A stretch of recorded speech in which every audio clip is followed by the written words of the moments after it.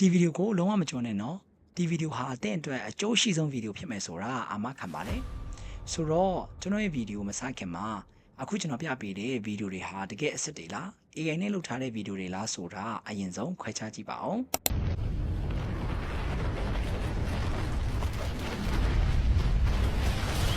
Did you hear that just last week, the world's longest snake to ever be recorded on the worldwide global worlds was just discovered in the Amazon นั่น rainforest? ลุงแบกช่างจริงหรือเนี่ยนึกว่าเห็นแต่ในคลิป จริงสิ หรือไม่ใช่เราชัดขนาดเนี้ย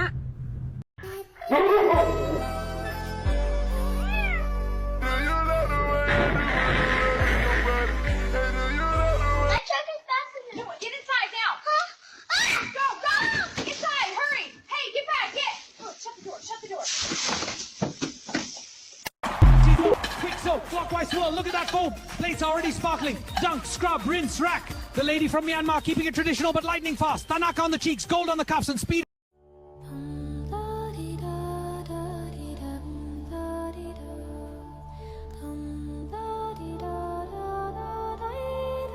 ဟုတ်ပါတယ်အခုကျွန်တော်ပြပေးတော့တဲ့ဗီဒီယိုတွေအကုန်လုံးဟာ AI generated ဗီဒီယိုတွေဖြစ်ပြီးတော့မှတကယ်အစ်စ်တွေမဟုတ်ပါဘူး AI နည်းပညာတွေတိုးတက်လာတဲ့အမျှ social media ပေါ်မှာတွေ့မြင်ရတဲ့ဗီဒီယိုတွေအကုန်လုံးဟာတကယ်အစ်စ်တွေလား AI နဲ့လုပ်ထားတဲ့ဗီဒီယိုတွေလားဆိုတာခွဲခြားသိမြင်ဖို့အတောင်အင်မတန်မှအခက်အခဲသွားပါပြီဆိုတော့ social media တွေကိုအသုံးပြုတဲ့သူတွေအနေနဲ့မျက်စိဖွင့်နားပွင့်ပြီးတော့တတိနဲ့အကျိုးရှိစွာအသုံးပြုနိုင်ဖို့အတွက်အင်မတန်အရေးကြီးလာပါပြီ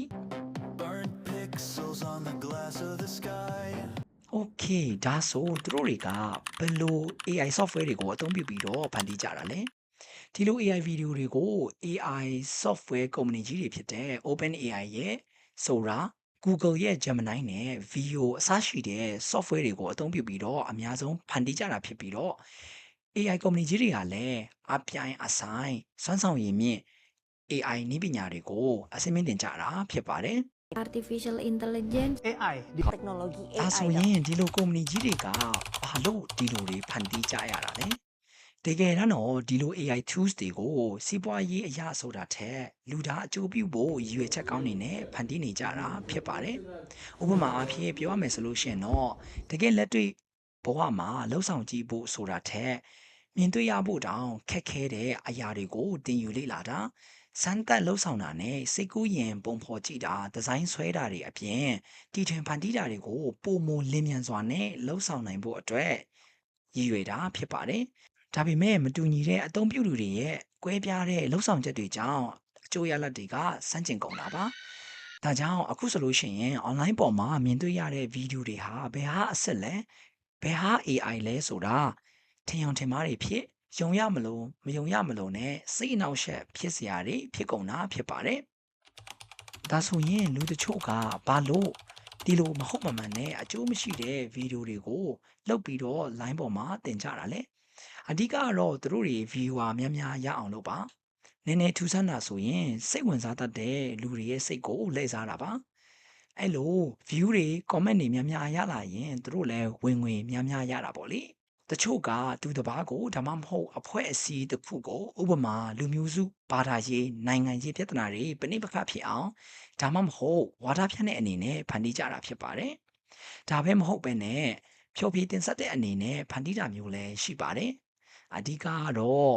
တီထွင်ဖန်တီးတဲ့သူရဲ့ရည်ရွယ်ချက်နဲ့လူပောင်ကျင့်ဝတ်တွေအပေါ်မှာပဲပို့ပြီးတော့သက်ဆိုင်တယ်လို့ပြောရမှာဖြစ်ပါတယ်ကျွန်တော်တို့ social media အသုံးပြုတဲ့သူတွေအနေနဲ့ကောဘယ်လိုခွဲခြားသိမြင်နိုင်မလဲ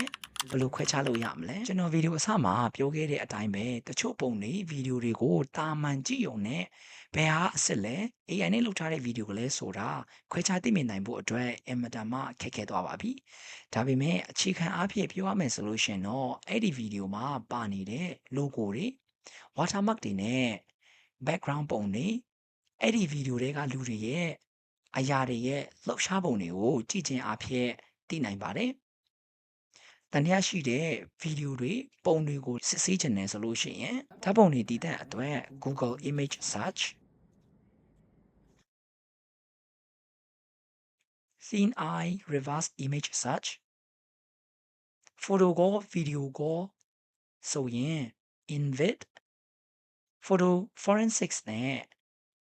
Hive အစရှိတဲ့ software တွေနဲ့လည်းစစ်ဆေးနိုင်ပါတယ် အရေးကြီးဆုံးအနေနဲ့နောက်ဆုံးအနေနဲ့မှာချင်တာက online ပေါ်မှာမြင်သမျှတွေ့သမျှစာတွေပုံတွေဗီဒီယိုတွေကိုလွယ်လွယ်နဲ့မယုံပါနဲ့သစင့်ပြန်ပြီးတော့မ share ခင်မှာစဉ်းစားသုံးသပ်ပါစစ်ဆေးကြည့်ပြီးတော့မှယုံတင်မယုံတင်ကိုဆုံးဖြတ်ပါကျင့်ဝတ်မဲ့စွာမိမိကိုယ်ကျိုးအတွက်သူတစ်ပါးကိုလက်ဖျားနေတဲ့သူတွေကိုအားမပေးပါနဲ့လို့အကြံပြုရင် AI ချင်းမမီကြဖို့အတွက်ဆုတောင်းပေးလိုက်ပါတယ်ကျေးဇူးတင်ပါတယ်